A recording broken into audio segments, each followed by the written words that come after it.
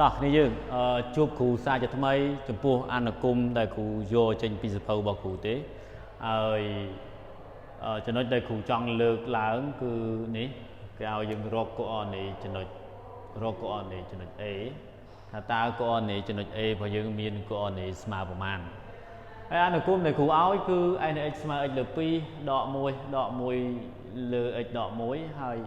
យើងអាចទាញរក derivative របស់វាគឺ derivative របស់វាគឺស្មើជាមួយនឹង1លើ2បូកជាមួយនឹង1នៅលើ1នៅលើ x ដក1លើកជាក្រេហើយ derivative ហ្នឹងគឺជាចំណុចដែល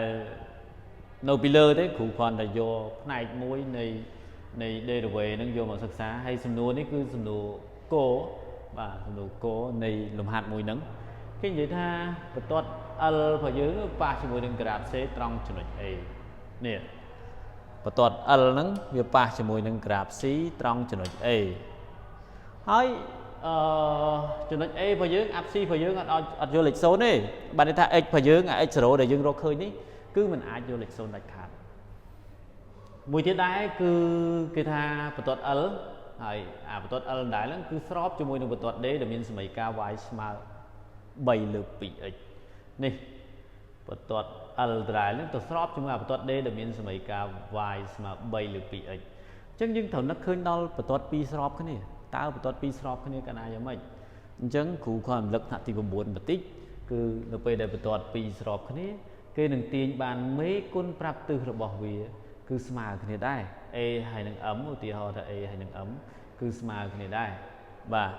មេគុណប្រាប់ទិសរបស់ f នេះរបស់បន្ទាត់ l នេះគឺអីគេ f' នៃ x0 ហើយមេគុណប្រាប់ទិសរបស់បន្ទាត់ d នេះគឺអីគេ3លើ2អញ្ចឹងនៅពេលដែលយើងមានបន្ទាត់ D ហើយនិងបន្ទាត់ L ស្របគ្នាយើងនឹងទាញបានមេគុណប្រាប់ទិសរបស់វាទាំងពីរនឹងស្មើគ្នាដែរអញ្ចឹងតោះយើងចាប់ផ្ដើមរកដោយយើងគ្រាន់តែឲ្យមេគុណប្រាប់ទិសវាស្មើគ្នាទេអញ្ចឹងយើងដាក់ដោយគេដោយបន្ទាត់ L វាស្របជាមួយនឹងគេស្របជាមួយនឹងបន្ទាត់ D អ្វីដែលគេទាញបានគឺ f' នៃ x0 គឺស្មើជាមួយនឹង3លើ2ហ្នឹងទៅគឺយើងយកអានេះ3លើ2នេះគឺជា f' នៃ x0 ហើយបន្តមកទៀតយើងជំនួសចូល f' យើងប៉ុណ្ណឹងយកប៉ុណ្ណឹងយកមកដាក់មកដើម្បីរក x0 x ដែលរកឃើញហ្នឹងគឺជាកូអរឌីនេចំណុច A ហើយអញ្ចឹងតោះយើងចាប់ដើមបន្តទៅមុខទៀតគឺយើងអាចសរសេរថា f' យើងដូរដាក់នោះគឺ1លើ2ហើយបូកប៉ុន្មានទៀតបូក1នៅលើ xដក1លើកជាការ៉េស្មើប៉ុន្មាន3លើ2អញ្ចឹងទៅហើយ1លើ2នេះបោះទៅក្នុងគោលបំណងយើងរក x x ដែលរកឃើញហ្នឹងឈ្មោះវាគេហៅថា x0 យើងមិនចាំបាច់ដាក់ x0 ពីហ្នឹងទៅក៏បានដែរបាទអញ្ចឹងបោះអានេះទៅនោះសិនអាខាងនេះទៅសល់1លើ x ដក1លើកជាការ៉េខាងនេះគឺ3លើ2ដក1លើ2មានន័យថា3ដក1ចេញ2 2លើ2 2លើ2ស្មើ1អញ្ចឹងទៅហើយបន្តមកទៀតយើងត្រឡប់មានន័យថា x បូក x ដក1លើកជាការ៉េហ្នឹងគឺស្មើ1បាទ1ដែរត្រឡប់ទៅអានេះត្រឡប់ទៅចេញ1ទៅដែរហើយគោលបំណងយើងគឺរក a យើងធ្វើរក a ឲ្យឃើញ a គឺសំដៅទៅលើមាន x មាន y x ដែលរកឃើញគឺជា x0 ហើយអញ្ចឹងយើងបោះការ៉េទៅមុនគ្រូដាក់កន្លែងនេះយើងអាចសរសេរថា x ដក1ស្មើជាមួយនឹងបូកដកឬ1អញ្ចឹងទៅដែលយើងអាចសរសេរទៅមុខទៀតគឺបូកដក1បាទហើយយើងទាញបាន2ករណីគឺ x ដក1ស្មើជាមួយនឹង1ហើយមួយទៀតគឺ x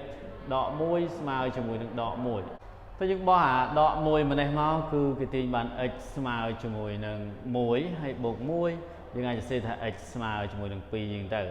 រីឯខាងនេះវិញបោះលេខ1ម្នេះគឺគេទាញបាន x ស្មើជាមួយនឹង1ដក1ដែលអាចសរសេរថា x ស្មើ0ហើយដាក់ថាមិនយ